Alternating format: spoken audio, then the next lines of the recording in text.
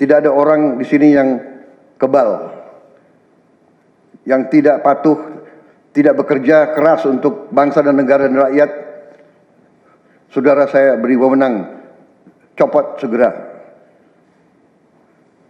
Suruh tinggal di rumah aja, daripada bikin susah kita. Tidak ada di antara kita yang punya tongkat Nabi Sulaiman. Tapi kita bisa berhitung, kita bisa mengelola, kita bisa alokasi dana, kita bisa kerahkan sumber daya. Dan kita akan mencapai target yang kita tentukan. Yang tidak mendukung hal ini, silahkan keluar dari pemerintah yang saya pimpin. Kita satu tim, harus yakin semuanya. Ini bagian daripada rencana kebangkitan bangsa Indonesia.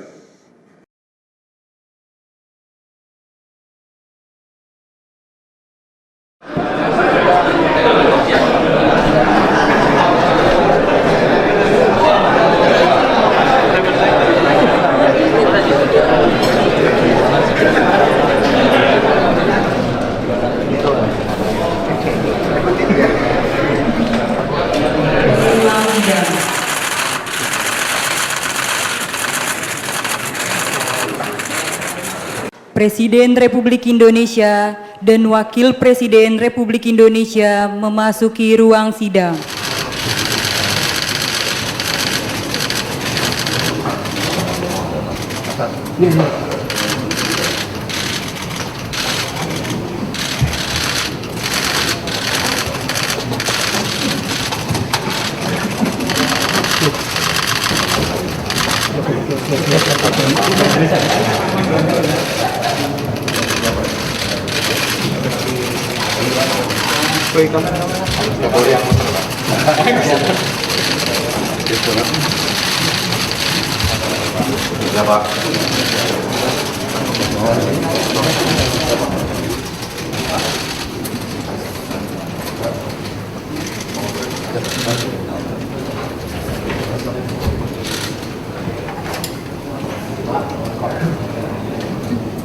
Hadirin silakan duduk kembali. Bismillahirrahmanirrahim. Assalamualaikum warahmatullahi wabarakatuh. Selamat siang. Salam sejahtera bagi kita sekalian. Shalom, Om Swastiastu, Namo Buddhaya, salam kebajikan, Rahayu-Rahayu. Saudara-saudara sekalian, para anggota Kabinet Merah Putih yang saya hormati dan saya banggakan, Wakil Presiden yang saya hormati, para Menko, Ketua Dewan Ekonomi Nasional, para Ketua Badan, Panglima TNI, Kapolri, Jaksa Agung yang saya hormati, Kepala BIN. Saudara-saudara sekalian, sekarang saya kira adalah suatu momen bersejarah. Ini adalah sidang kabinet paripurna pertama yang saya pimpin. Kabinet yang kita sepakati, kita beri nama Kabinet Merah Putih untuk menjadi suatu simbol persatuan, simbol kebersamaan, simbol kebangsaan. Saya terus-menerus sudah beberapa tahun ini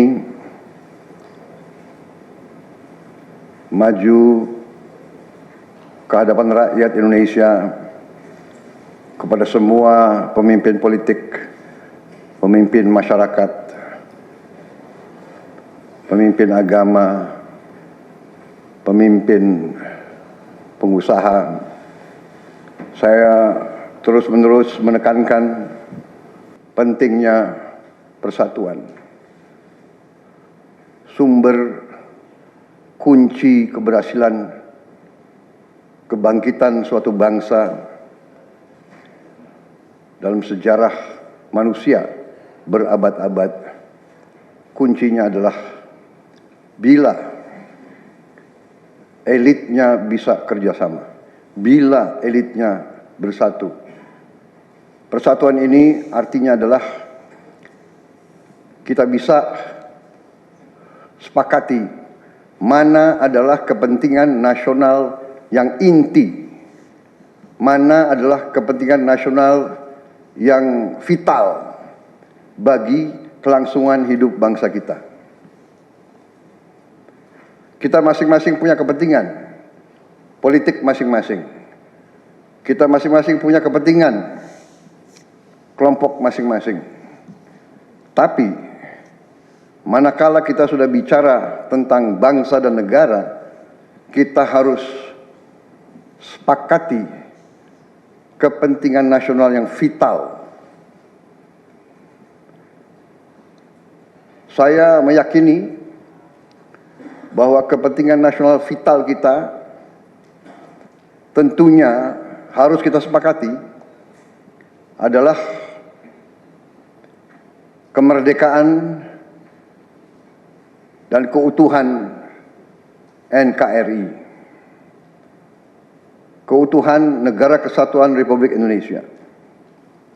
Dan untuk menjamin keutuhan dan kelangsungan hidup Negara Kesatuan Republik Indonesia, kita harus dengan handal, dengan cerdik, dengan pandai bisa menjaga dan mengelola kekayaan bangsa kita. Hanya apabila kita bisa menjaga dan mengelola dengan baik semua kekayaan kita, hanya dengan demikian kita bisa memberi pelayanan kepada rakyat kita. Kita bisa memberi kebutuhan hidup rakyat kita. Kita bisa membayar segala keperluan suatu negara modern. Dan di antaranya tentunya adalah menjamin kedaulatan bangsa. Saya ingatkan saudara-saudara sekalian, jangan sampai kita lupa dengan Undang-Undang Dasar kita sendiri, Undang-Undang Dasar 1945, yang jelas dalam pembukaannya tertera tujuan-tujuan nasional kita, di mana tujuan-tujuan nasional kita sangat jelas oleh pendiri-pendiri bangsa kita. Tujuan pertamanya adalah melindungi segenap bangsa Indonesia dan seluruh tumpah darah Indonesia. Ini tujuan nasional yang pertama untuk kita survive. Karena itu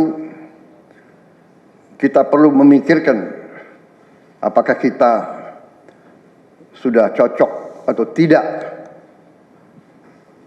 investasi kita kepada pertahanan bangsa Indonesia.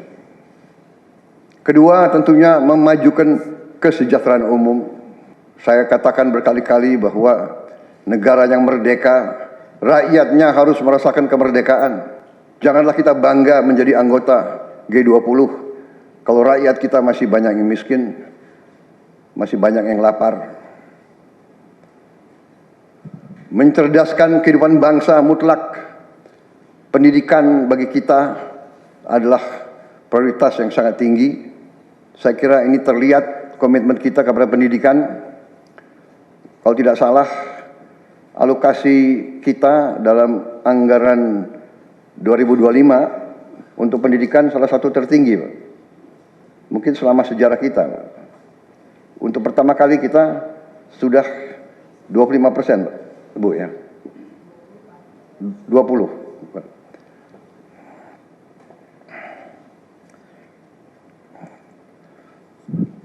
Jadi masalah pendidikan sangat utama. Ya tentunya tujuan nasional keempat kita juga hadir dalam pergolakan ataupun interaksi dunia, di mana kita harus selalu membela kemerdekaan bangsa-bangsa. Dan karena itu, mau tidak mau Indonesia harus kuat. Saudara-saudara sekalian, dalam hal ini semua ada beberapa penekanan dari saya. Saya paham bahwa kita baru dilantik, saya saja baru 3 hari. Saudara-saudara baru 2 hari dilantik. Dan saudara-saudara, saya persilahkan secepat mungkin, terutama bagi menteri-menteri yang baru, silahkan konsolidasi sendiri, mengatur sendiri secepat mungkin administrasi saudara dan tim saudara di kementerian dan badan masing-masing. Penyusunan tim sangat penting. Tim yang baik, tim yang bisa kerjasama akan memudahkan kita mencapai target-target yang kita tentukan.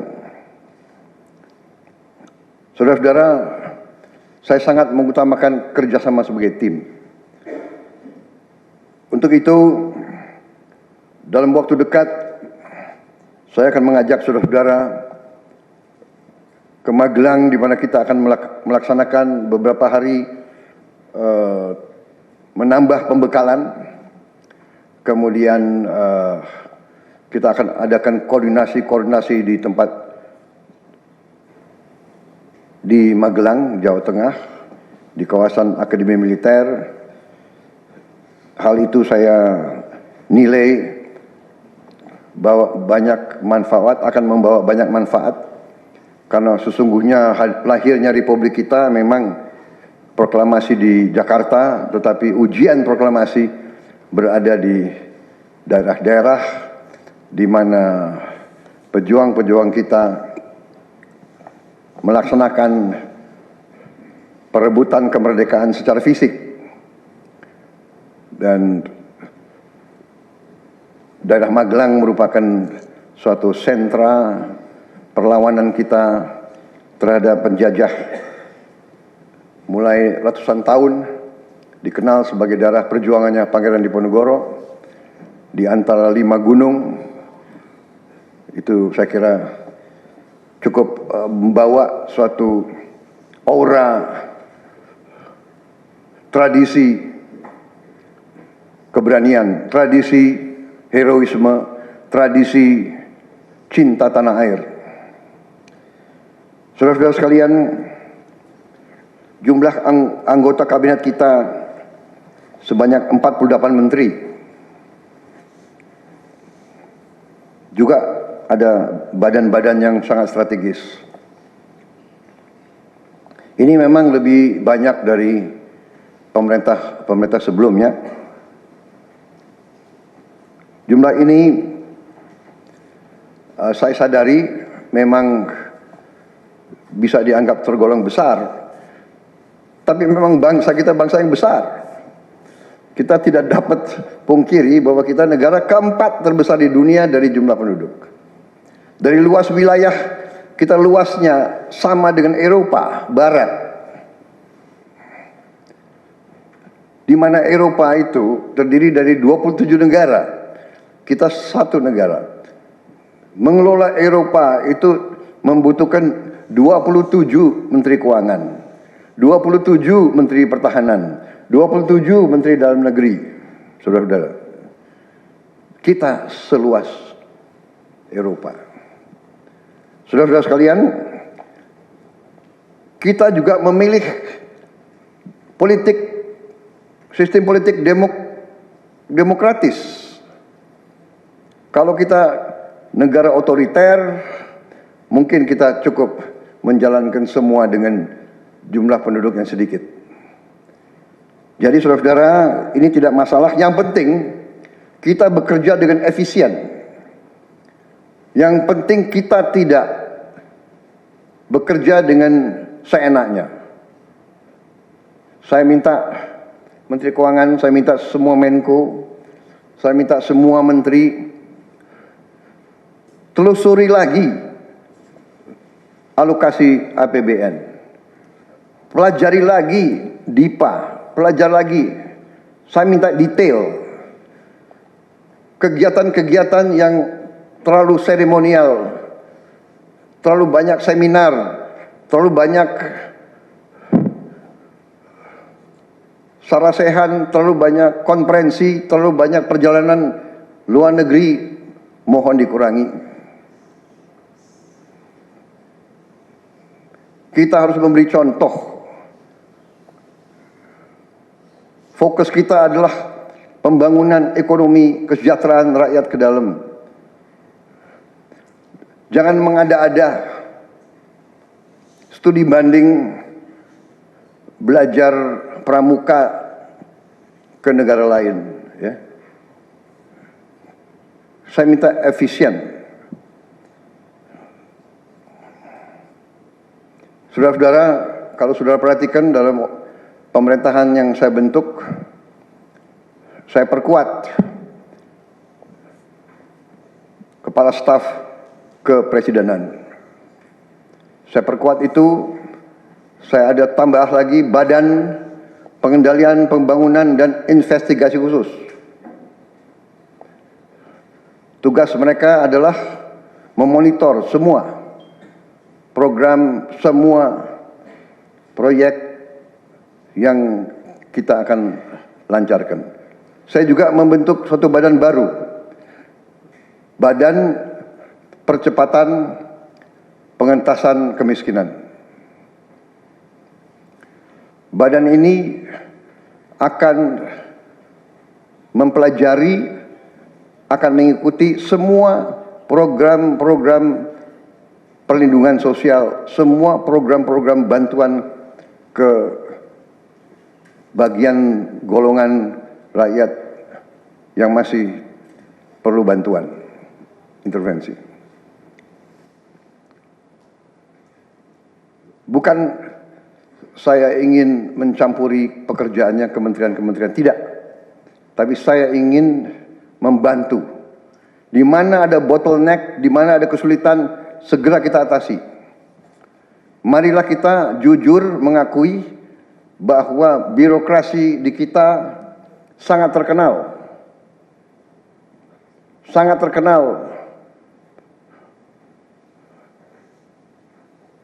ribetnya, sangat terkenal lambatnya. Bahkan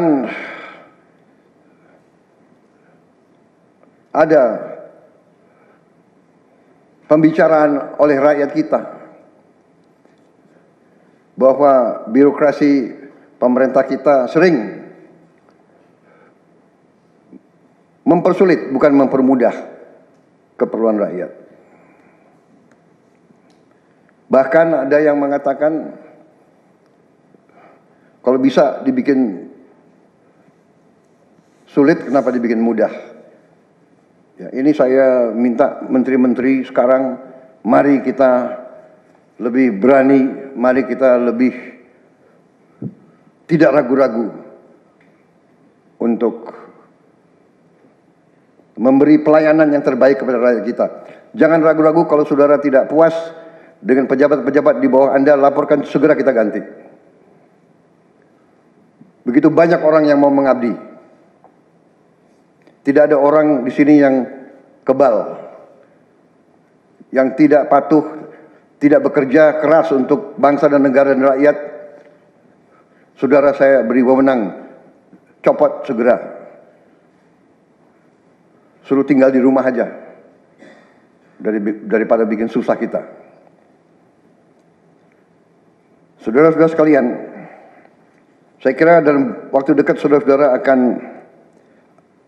segera menyiapkan program kerja saudara masing-masing. Saya beri kesempatan segera, dan sewaktu-waktu terus saya akan panggil koordinasi.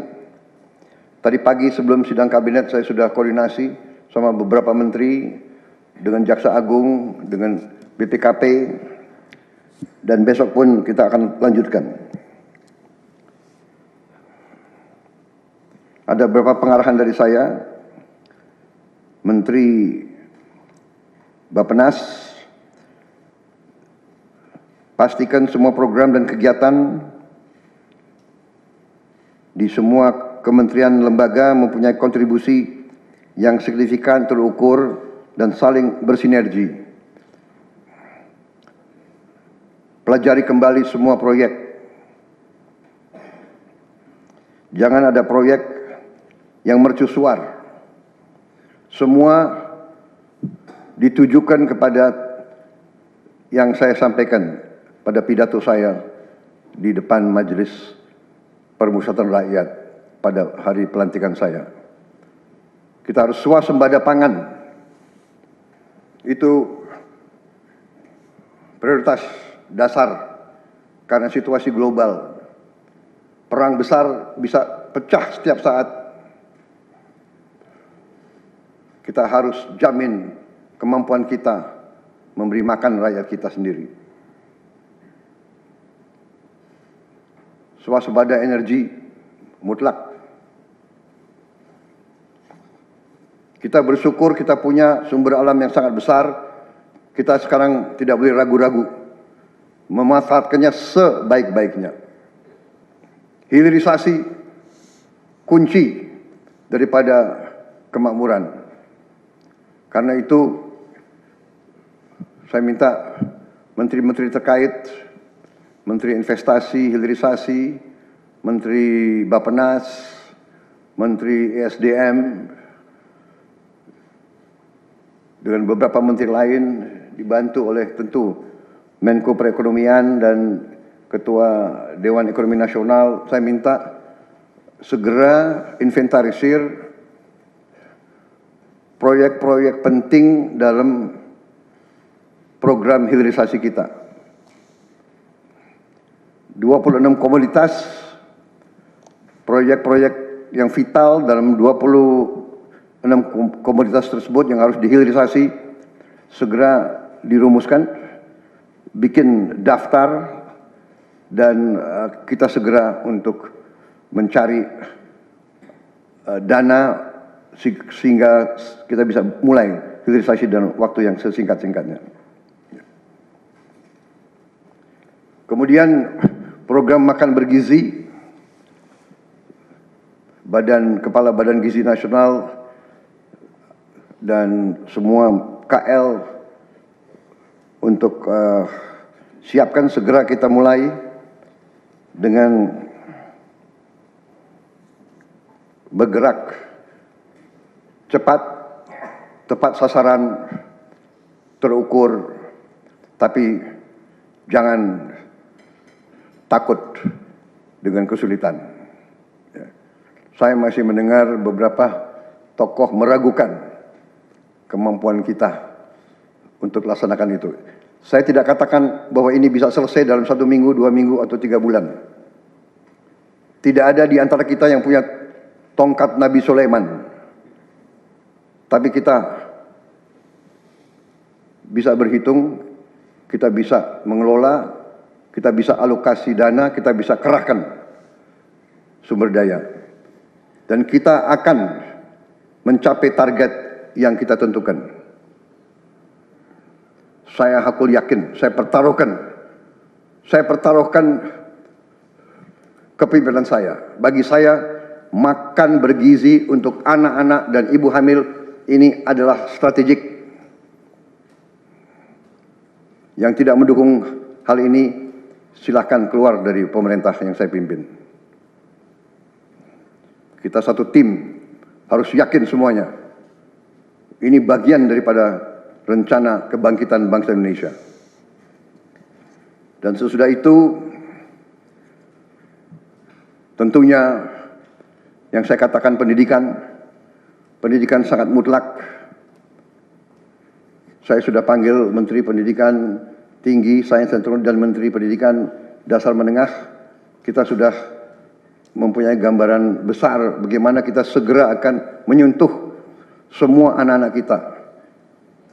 Kita akan gunakan teknologi untuk mempercepat membawa pendidikan kepada anak-anak kita. Dan ini sesudah itu tentunya kesehatan juga penting. Demokratisasi yang paling cepat, yang paling dirasakan oleh rakyat adalah pendidikan dan kesehatan. Kalau kita bisa memberi pendidikan yang terbaik untuk anak-anak kita, kesehatan yang memadai untuk seluruh rakyat kita, itu adalah demokrasi yang sebenarnya. Saudara-saudara,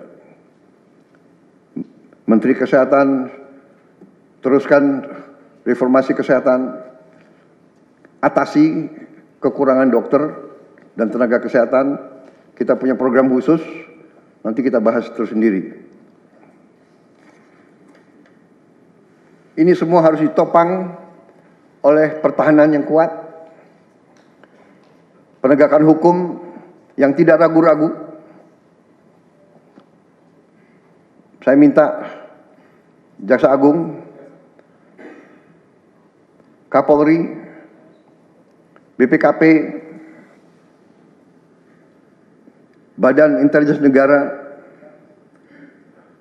fokus ancaman yang berat bagi kita, judi online, narkoba, penyelundupan, penyelewengan, korupsi, kebocoran. Hanya dengan penegakan hukum